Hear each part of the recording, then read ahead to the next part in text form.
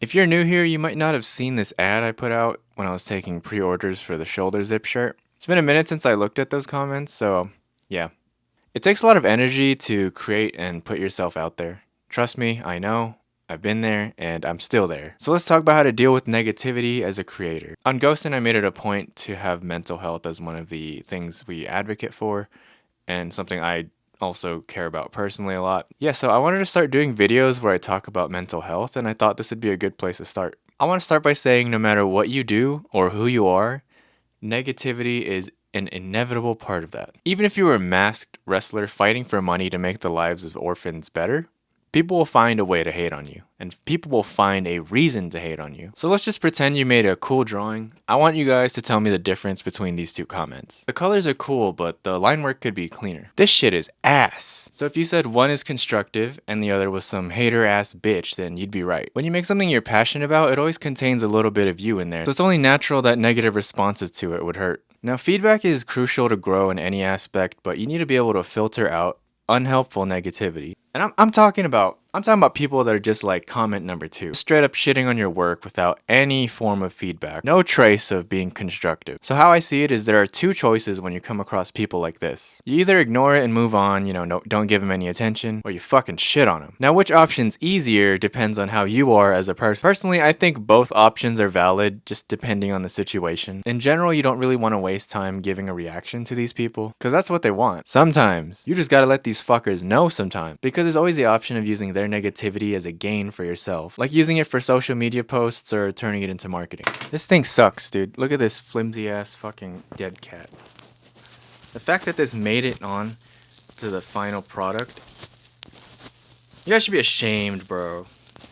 Or at least send me a new one for free, because this one sucks. Doesn't clip securely or shit. So before I got diagnosed with ADHD and my therapist basically roasted me with my own traits, according to this, you're a dumbass. I didn't say anything yet. I always just assumed a lot of my problems were because I was a fuck up. Sometimes they were, but I learned a lot of the things were just because of the way my brain worked. So one of these things was being super sensitive to negative comments or rejection. I learned this had a name. Rejection sensitive dysphoria. This shit was so bad. When I was trying to get my first job in high school, I think I was applying for like a Cold Stone and I was in a group interview, which by the way, group interviews are stupid. Cold Stone, fuck you for your shitty format and not hiring me. But you know what? It was probably a blessing in disguise. Anyways, okay, so I was in the group interview. I thought I did well. I fucking thought I nailed it. And I never got a call back. They didn't hire me. In my head, I was like, you know what? Fuck Cold Stone. I'm never eating there again. After that incident, I didn't have Cold Stone for like 4 years. Me personally, like if someone were to buy it and bring it to me, I'd have some, but you're not getting any of my money. It was literally a one-man boycott. That's how bad it was. Cold Stone, if any of you are watching this, stop doing group interviews. So anyways, this messed with me for a long time, and it still does. Just keep this in mind the next time you deal with your hyperactive niece or nephew and you see them cry at a slight negative response.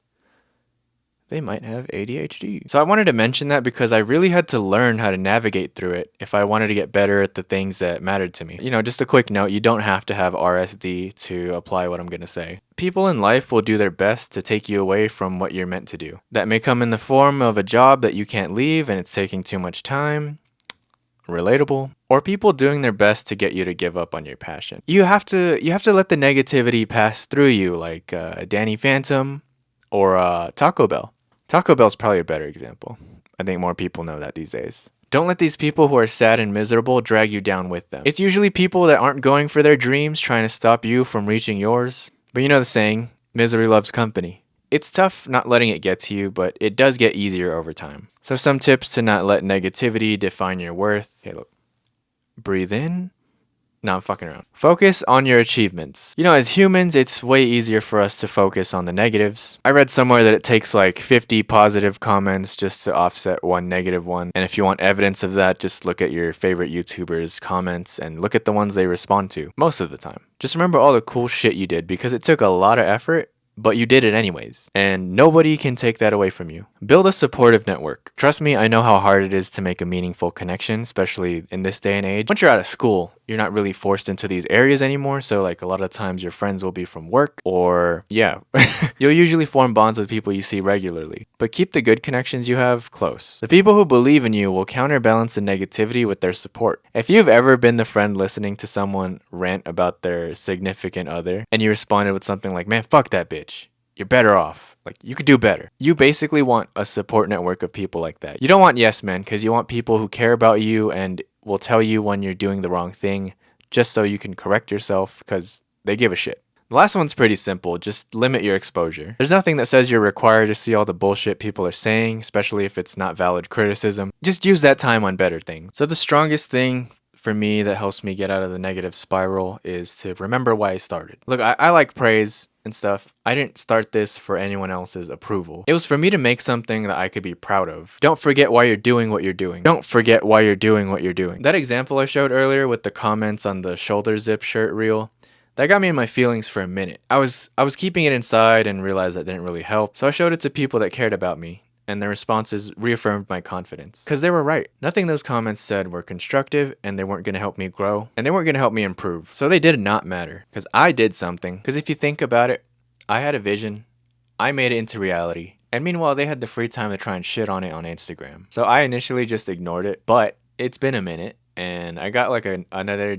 comment on like another reel that I was kind of boosting, and you know, it wasn't like anything crazy bad, but it just kind of reminded me of that reel, and I'm like, you know what, fuck it, I'm just gonna turn these guys into content. Yeah, thanks for the engagement. Let's do a quick recap before we wrap up. So focus on your achievements, go to your support network when you need help, limit your exposure, remember why you started, and last of all, these fuckers ain't shit. Take care, and I'll see y'all on the next one.